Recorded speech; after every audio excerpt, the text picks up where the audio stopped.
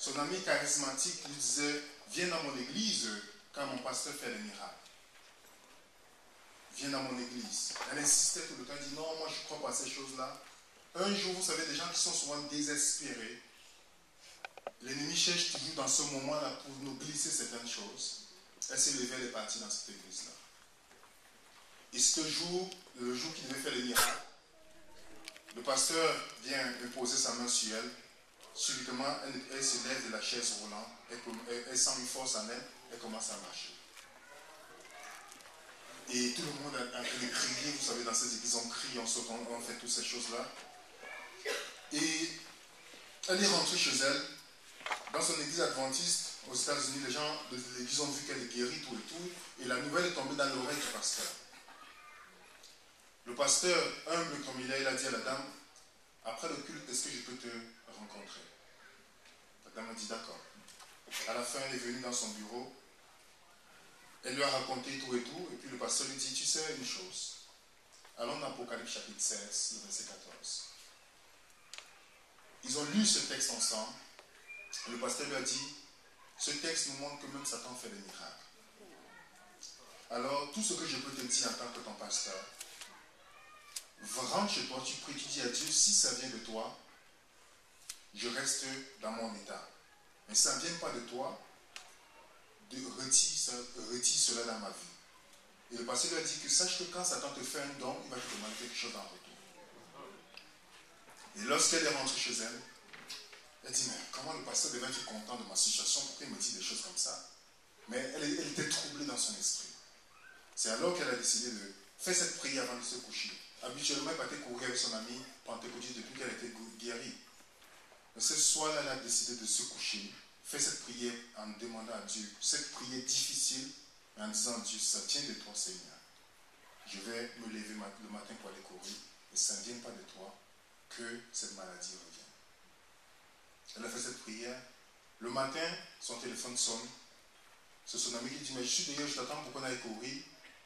Aussitôt qu'elle veut bouger, son pied ne bouge plus. Il dit à son ami, je ne peux plus bouger. Son ami dit, tu manques de foi. Dieu t'a donné une bénédiction, c'est parce que tu ne crois pas qu'il a repris. Jésus n'a jamais repris une bénédiction qu'il a donnée. Vous comprenez? Et c'est comme ça que sa femme, la dame lui dit, ton pasteur manque de foi, il doit aller en enfer, tout et tout. Il dit, je t'ai dit, j'ai fait une prière et je suis sûr que c'est Dieu qui m'a répondu. Je prends cette histoire juste pour vous dire que Satan fait aussi des miracles. Et cette grande séduction pour ceux qui ne croient pas en Dieu, ce sera ça qui va les pousser à Dieu, les miracles qu'il va faire à la fin des temps. Lisez bien Apocalypse. Qu'est-ce que le miracle, les amis? Le miracle vient du mot latin morare, qui veut dire étonnement. Étonnement. Et vous savez que dans le monde, il y a deux types de catégories de personnes. Il y a ceux qui sont naturalistes, c'est pas vrai? Vous savez, ceux qui croient que tout ce qui est dans la nature, tout est naturel. Vous savez ça, n'est-ce pas? Il y a ceux qui croient au surnaturel, n'est-ce pas? Et ceux qui sont naturalistes, toutes les choses viennent naturellement. Par exemple, ne faites pas ça, c'est juste un exemple. Si vous partez dans un centre de personnes âgées, vous demandez à une grand-mère est-ce que c'est vos dents naturelles? C'est parce que dans votre esprit, il y a des dents qui viennent naturellement sans aucune force extérieure, n'est-ce pas? C'est pas vrai? Une chose naturelle ne vient naturellement sans une force extérieure. Ok? Mais une chose qui vient de surnaturel, excusez-moi, je voulais dire supernaturel, mais c'est dit en français? C'est en anglais, c'est bon. Excusez-moi. Donc, une chose surnaturelle vient avec le secours d'une force extérieure. Est-ce que vous comprenez, les amis? On est clair là-dessus? Et justement, on va aller dans la Bible, dans Jérémie chapitre 13, le verset 23. J'espère que vous avez apporté vos Bibles, les amis. Vous avez apporté vos Bibles? Si vous n'avez pas de Bible, asseyez-vous à côté de quelqu'un une Bible, s'il vous plaît. Jérémie chapitre 13, le verset 23. Vous y êtes, mes frères et sœurs? Oui. Si vous n'êtes pas là, vous dites pitié de nous. Vous êtes là? Ok. Jérémie chapitre 13, le verset 23 nous dit. un Éthiopien peut-il changer sa peau? Un léopard ses taches? De même pourriez-vous faire le bien, vous qui êtes accoutumés à faire le mal. La question que Dieu pose à Jérémie ici, c'est une question d'habilité. Est-ce que l'Éthiopien peut changer sa peau naturellement? Non. Est-ce que le léopard peut changer les couleurs de sa peau naturellement? Non. Ça doit prendre une force extérieure, n'est-ce pas, pour que ce changement arrive. Est-ce que vous comprenez, mes amis? Et il dit bien que, de même, pourriez-vous faire le bien, vous qui êtes accoutumés à faire le mal. Vous savez que, naturellement, on fait le mal. C'est pas vrai? C'est pourquoi on a éduqué l'homme à faire le bien. Est-ce que vous comprenez, mes frères et sœurs? On montre que l'homme est le seul, entre guillemets, mammifère, qui n'a pas besoin d'être entraîné pour tuer son prochain en maximisant sa douleur chaque fois. Même les petits enfants, on ne leur apprend pas à faire le mal. Naturellement, on fait le mal. C'est pas vrai? Naturellement, on a nos péchés que chaque fois nous prions et nous revenons là-dessus chaque fois. C'est pas vrai, les amis? On n'a même pas besoin d'être entraîné pour tomber dans ces péchés-là. Quelques minutes, on est déjà dedans. C'est pas vrai, mes frères et sœurs? Naturellement, on parle mal aux gens. Naturellement, lorsqu'on est ici, et on a déjà dans notre esprit qu'on va aller regarder notre pornographie à la maison. Sans une force extérieure. Naturellement, nous faisons ça. Naturellement, on s'assoit, on parle mal des personnes, sans qu'on nous entraîne pour faire ça. Et c'est pourquoi la question s'adresse à Jérémie. Est-ce qu'un Éthiopien peut changer sa peau?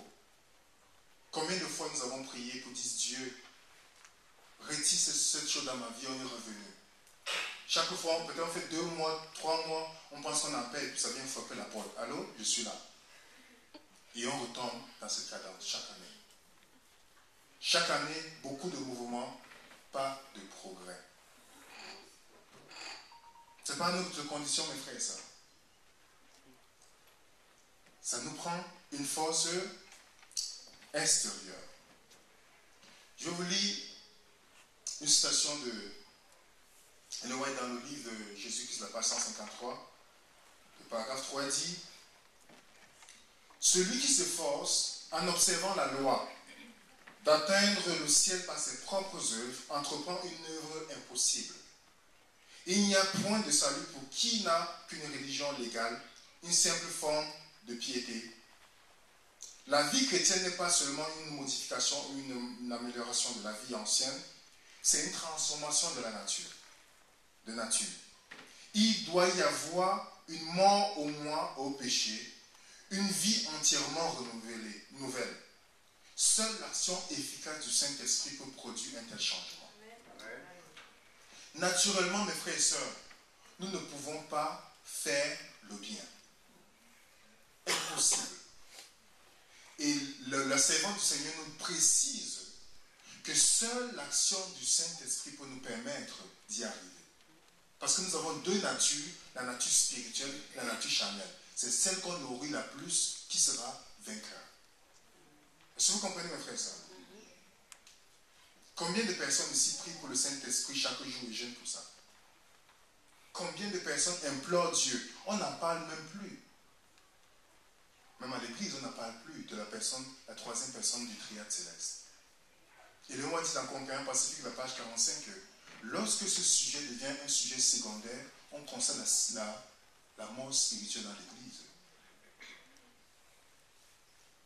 Et on pense comment on va arriver de victoire en victoire sans cette promesse. Pourquoi Jésus-Christ, avant de partir, on lit parfois la grande commission dans Matthieu 28, versets 18 à 20, où il dit allez et faites des nations des disciples tout et tout. On lit dans Marc 16, où il dit allez et faites des disciples.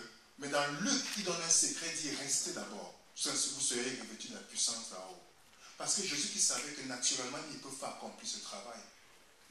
Il faut une transformation, il faut des transformations du caractère pour arriver, et seule l'action du Saint-Esprit pouvait le permettre d'arriver. Seule l'action du Saint-Esprit. Seule l'action du Saint-Esprit. Et c'est pourquoi Jésus-Christ a réuni ses disciples dans Jean 14. Je veux qu'on aille ensemble dans Jean 14 pour comprendre la séquence que notre Seigneur nous donne dans ce chapitre. Jean chapitre 14. Lorsque vous êtes là, vous me dites Amen.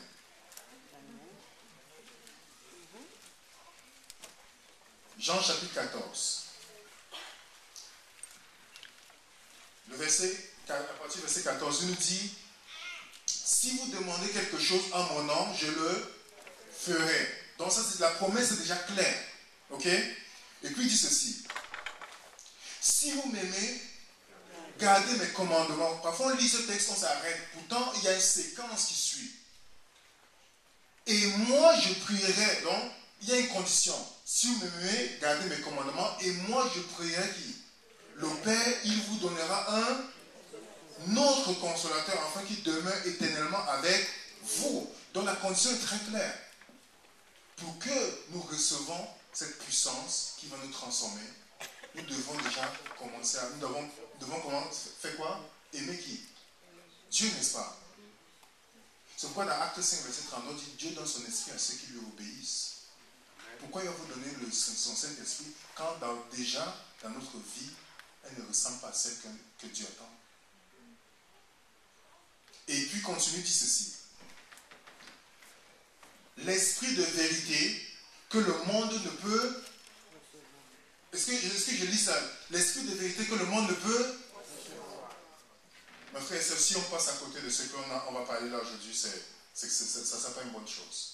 L'esprit de vérité que le monde ne peut recevoir, c'est-à-dire les mondains ne pourront pas recevoir. Vous savez c'est quoi? Qu'est-ce que le monde, qu'est-ce que la Bible traduit comme monde? On va revenir dans Jean 14. Allons dans 1 Jean 2, verset 15. Vous allez comprendre. 1 Jean 2, verset 15. C'est le même mot qui est utilisé. Vous êtes là, mes frères et sœurs? Je vais lire. N'aimez point le monde ni les choses qui sont dans le monde. Si quelqu'un aime le monde, l'amour du Père n'est point en lui. Car tout ce qui est dans le monde, la convoitise de la chair, la convoitise des yeux, l'orgueil de la vie, ne vient point du Père, mais vient du monde. Et le monde passe, la convoitise aussi, mais celui qui fait la volonté de Dieu demeure éternellement. Tout ce qui est dans le monde, on dit l'esprit de vérité que les mondains ne pourront jamais recevoir. Pour ceux qui vivent d'après le monde, ils ne pourront pas recevoir l'esprit de Dieu. Je vais lire une citation d'Ellen White dans Conseil aux éducateurs, la page 226. Le paragraphe 3 dit ceci: beaucoup se sont détournés des desseins divins pour s'intéresser à des inventions humaines au détriment de la vie spirituelle. Les divertissements, plus que toute autre chose, contrecarrent l'activité du Saint-Esprit et peinent le Seigneur. Est-ce que vous comprenez, mes frères et sœurs? Toutes les choses de ce monde que nous prenons plaisir dans, c'est quoi, vous appelez ça love story, toutes ces choses qu'on est dans nos télévisions, qu'on s'assoit pour prendre plaisir. On part dans les cinémas, on voit les films dont il y a le mensonge, l'adultère, toutes ces choses dont Jésus-Christ est mort, on s'assoit, on prend plaisir. Comment Dieu va nous donner son Esprit Saint? Parce que ces choses contrecarrent l'action du Saint-Esprit dans nos vies. On se pose la question, pourquoi notre sécheresse spirituelle? Pourquoi on vit une vie d'échec dans notre vie? On demande le Saint-Esprit aujourd'hui, on l'attriste 15 minutes plus tard. En allant devant toutes les choses que nous regardons et toutes les autres choses que nous écoutons. Si on n'a pas la victoire aujourd'hui, déjà, le chrétien ne lutte pas pour avoir la victoire. La victoire est déjà acquise en Jésus-Christ. Donc c'est à nous de nous approprier de cette victoire-là. Mais si on n'a pas ça, ce n'est pas à cause de Dieu. Il a tout fait pour nous, les frères et sœurs. On va aller dans Jean 14 toujours. Vous allez voir la séquence dit: l'esprit de vérité que le monde ne peut recevoir parce qu'il ne le voit point, il ne le connaît point, mais vous le connaissez car il demeure avec vous et il sera en vous. Remarquez bien que c'est deux conditions, deux positions que le Saint-Esprit va avoir dans la vie des personnes. Est-ce que vous comprenez, mes frères et sœurs? Il sera avec vous et il sera en vous, futur. demeure avec vous présent, il dit aux disciples, et il sera en vous futur. Remarquez que avant que Jésus-Christ ne soit le monde au ciel, ne soit crucifié, le Saint-Esprit était avec les disciples. Ça, Jean continuait toujours à avoir le seul caractère devant Jésus. C'est pas vrai? N'est-ce pas? Tous les disciples n'ont pas chassé les démons, n'ont pas fait beaucoup de choses pour Jésus-Christ. Judas n'a pas été perdu.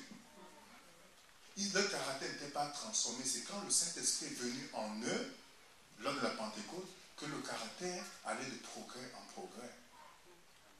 Est-ce que vous comprenez? Est-ce que l'Esprit de Dieu a changé de position dans votre vie? Il est toujours avec vous seulement, ou il est venu en vous maintenant? Hein, mes frères et sœurs? Pourquoi notre vie spirituelle ressemble à ceci, mes frères et sœurs? Qui a déjà imploré Dieu chaque jour et nuit pour recevoir l'Esprit de Dieu? Faire des jeûnes, implorer le Seigneur. Et Ellen White le dit clairement dans le message choisi, la page 141. Elle dit le plus grand et le plus urgent de nos besoins, c'est celui de la véritable piété parmi nous. Vous comprenez? Et puis elle dit que c'est à l'Église de remplir les conditions pour recevoir la bénédiction que Dieu a promise. Ce n'est pas parce que Dieu ne veut pas donner cette bénédiction, mais parce que nous ne sommes pas prêts à le recevoir.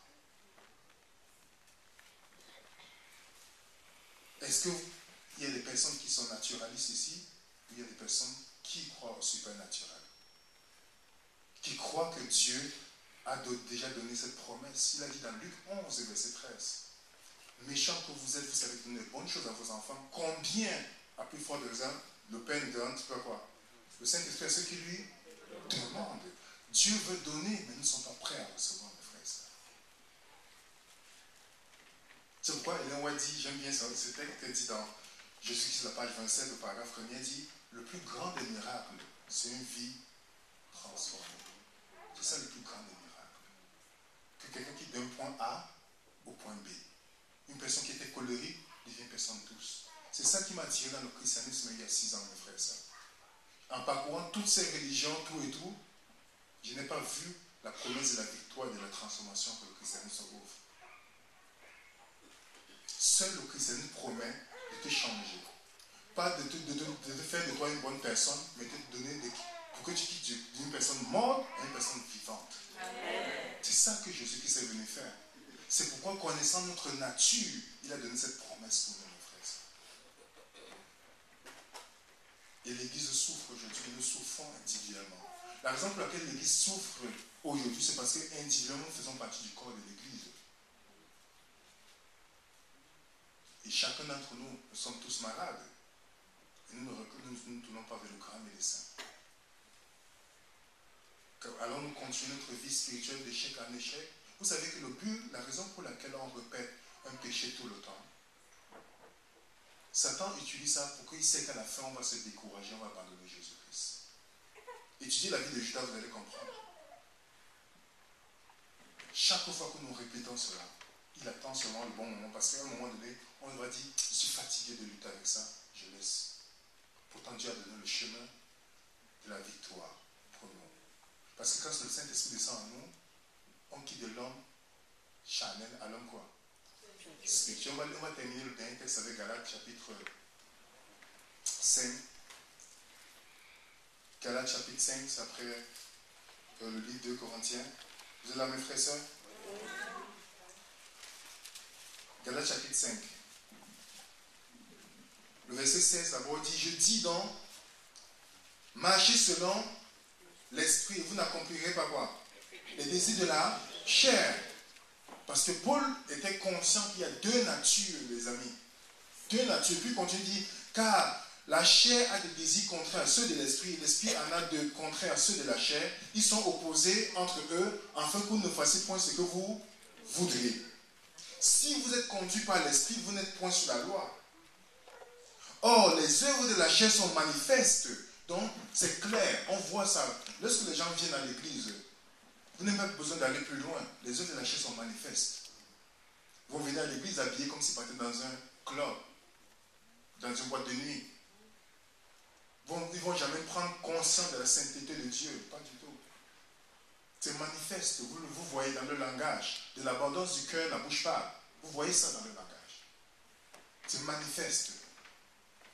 Il continue, dit, les œuvres de la chair sont manifestes, l'impudicité, c'est-à-dire pornéa, tout ce qui vient de la déviance sexuelle, l'impurité, la dissolution, l'idolâtrie, la magie, les inimitiés, les querelles, les jalousies, les animosités, les disputes, les divisions, les sectes, l'envie, l'ivrognerie, les excès de table, les choses semblables. Je vous dis d'avance, comme je l'ai déjà dit, que ceux qui commettent de telles choses n'hériteront point le royaume de Dieu. Est-ce que vous comprenez, mes frères et sœurs? Celui qui vit charnellement n'héritera point le royaume de Dieu. Et puis dit, dans le contraste, il dit, mais le fruit de l'esprit. Donc quelqu'un qui est renouvelé par l'esprit de Dieu. Vous comprenez, mes frères et sœurs? Mais le fruit de l'esprit, c'est quoi? L'amour, la joie, la paix, la patience, la bonté, la bénignité, la fidélité, la douceur et la tempérance. La loi n'est pas contre ces choses-là. Le fruit de l'esprit, c'est l'amour. Est-ce que vous comprenez, mes frères et sœurs? Et qu'est-ce que tous ces fruits-là que vous voyez, ce n'est que l'amour. Est-ce que vous savez ça, les amis? Donc, quand on dit le fruit, on ne dit pas les fruits de l'esprit. On dit le fruit de l'esprit. Je vais vous montrer. Allons dans Galates 5, verset 22. Qu'est-ce que la joie, les amis? La joie, ce n'est pas l'amour qui s'extériorise. Hein, les amis? La paix, ce n'est pas l'amour dans le repos.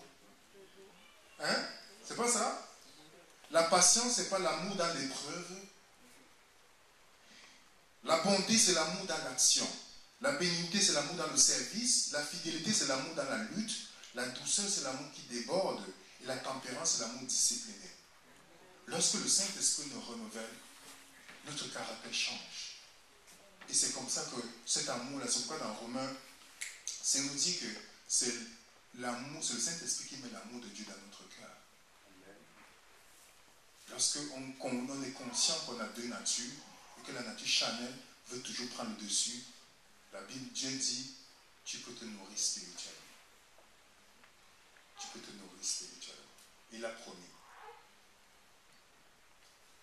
Mes frères et sœurs, avec cette grande promesse que notre Dieu nous a donnée, est-ce qu'il y a des personnes ici qui ont essayé tant d'années d'avoir la victoire sur telle ou telle chose, mais n'ont jamais donné l'occasion à Dieu de leur donner sa propre victoire par cette promesse? Est-ce qu'il y a des personnes ici que ça fait des années et des années qui luttent avec le même péché, mais n'ont jamais eu la victoire? Est-ce qu'il y a des personnes ici qui, des années après années, même quand ils prient pour le Saint-Esprit, c'est rapidement, quand les autres, nos apôtres, ceux qui nous ont précédés, même nos pionniers, imploraient Dieu jour et nuit pour recevoir la grande bénédiction?